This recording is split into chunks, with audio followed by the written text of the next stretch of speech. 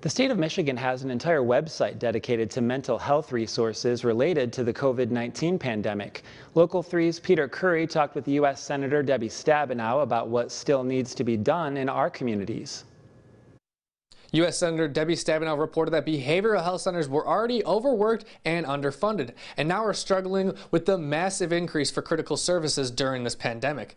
She talked with us about what still needs to be done to adequately address mental health during this COVID-19 pandemic.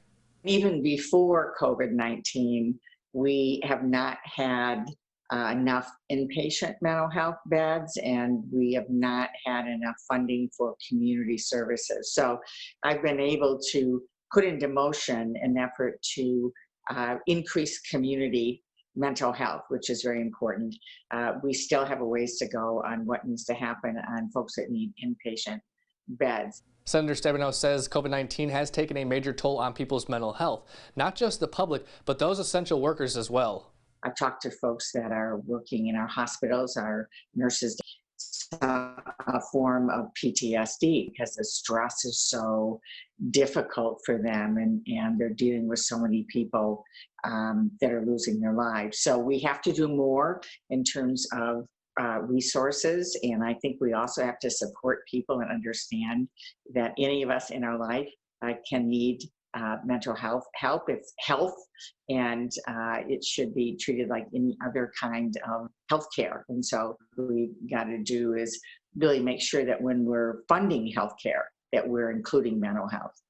For those who live in rural areas, Senator Stabenow says it can be difficult to access the proper health facilities, which could make the fight against the latest coronavirus difficult for the aging population, a population which is at an increased risk of complications of COVID-19.